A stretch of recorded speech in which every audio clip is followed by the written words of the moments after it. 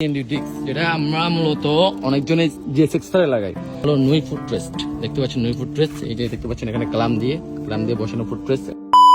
Hello everyone, welcome to my Facebook page Lucky69। কেমন আছেন সবাই গাইস? আর আমি ভালো আছি আপনাদের দোয়ায়। আজকে বেসিক্যালি আমার বাইকের মডিফাইড টপিক নিয়ে কথা বলার জন্য আসছিলাম। আপনারা জানতে চান যে আমার বাইকে কী করছি কী না করছি। তো গাইস বেশি কথা না বাড়িয়ে কী করছি কী না করছি আমি ভিডিও শুরু করে ফেলি। আপনারা শেষ পর্যন্ত দেখবেন আর শেয়ার করে দেবেন বেশি বেশি করে, লাইক ফলো কমেন্ট সব কিছু চাই একসাথে। ওকে গাইস, তাহলে আমি ভিডিও শুরু করে ফেলি। তো গাইস তাহলে আমি প্রথম দিকটা চলে আসি। প্রথম দিকে আমি শুরু করি। প্রথম দিকটা হলো আমার ডিস্ক নিয়ে, যেটা সিএনডি ডিস্ক, যেটা আমরা মূলত অনেকজনে জিএসএক্স-এ লাগাই। সেটাকে আমরা কেটে পুঁতে অনেক কিছু করে অনেক প্যারা সহ্য করে আমরা ডিক্সারে লাগাই দিয়েছি। আর লাগানোর প্রথম ধাপটা হলো কি, এই যে এটা হলো ওল্ড আগের ডিস্ক, ওটা কেটে অনেক কিছু কাজ করার পরে এটা বসাইয়া তারপরে লাগাইছি। এটা হলো ক্লাম। এই ক্লামটা নিয়ে অনেকে দেখতে পাচ্ছেন কাটা দিছি, অনেক কিছু করে তারপর লাগাইছি ব্রেকের দিকে। তারপর ব্রেক পারফরমেন্সের জন্য এখানে লাগানো আছে টিডিআর এর হোস পাইপ, এই যে টিডিআর এর হোস পাইপ। তারপরে লাগানো আছে এখানে আরসিবি S1, যেটা এখানে অনেক ভালো পারফরমেন্স দিচ্ছে। তারপরে এটা হলো ভিতরে এটা ব্রেক বলছিল .3 মনে হয়, হ্যাঁ .3। তারপরে পিছনেরটাও দেখতে পাচ্ছেন, পিছনের ব্রেকের জন্য এখানে টিডিআর হোস পাইপ ইনস্টল করা। এই টিডিআর এর দেখতে পাচ্ছেন পিছনে TDR hose pipe. Breaking performance অনেক গুড, ভালো। আর তারপর দ্বিতীয় টপিক হলো পারফরমেন্সের জন্য এটা হলো কি ফিক ছোটল মূলত ওই যে যেটা বলে ছোটলটা একটু শর্ট করে দেয়, এটাই আর কি কাজ, একদম শর্ট। তারপর এটা হলো অরিজিনাল কেটেছি, এটা দাম ছিল 3500 টাকা। আরেকটা আছে কি 2500 টাকা, ওটা না, এটা হলো 3500 টাকাটা, এই যে দেখতে পাচ্ছেন।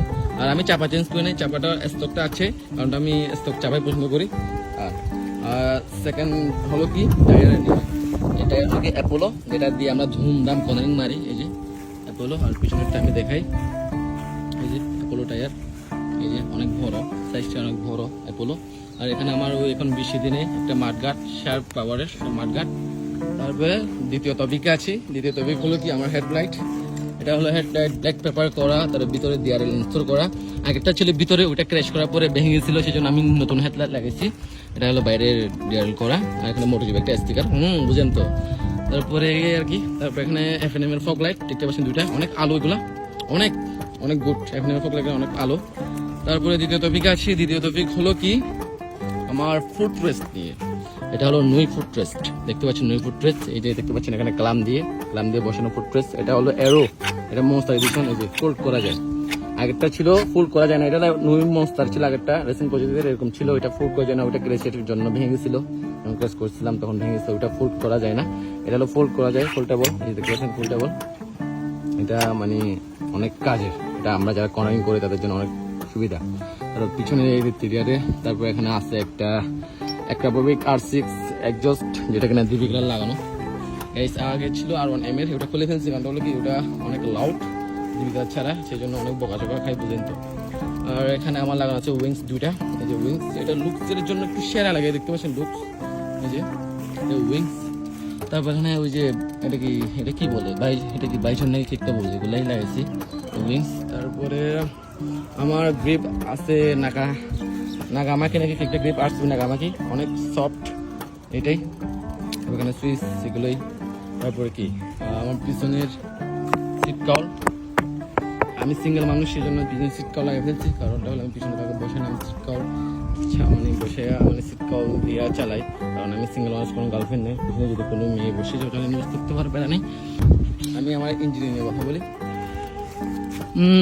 ইঞ্জিন হলো কি, এটা পিস্টনটা হলো কি, এটা হলো RCCC পিস্টন ভিতরে, এরকম মোড করা।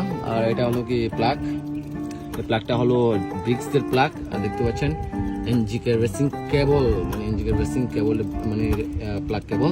আর ভিতরে হলো ওমা রেসিং এর কি বলে এটা, রেসিং কোয়েল, এগুলো মোড করা আর কি, পারফরমেন্সের জন্য। আমি এটা দিয়ে আই থিঙ্ক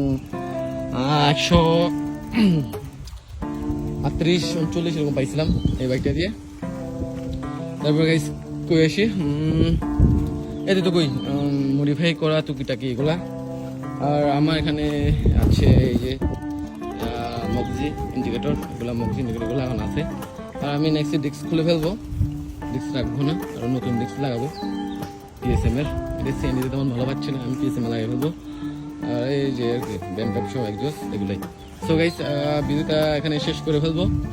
আর আপনাদের যদি কোনো মডিফাই যদি আইডিয়া লাগে তাহলে আমাকে বলবেন, আমি জানিয়ে দিব কি কি করতে হবে কি কি না করতে হবে। এতটুকু গাইস। ওকে, সবাই ভালো থাকবেন।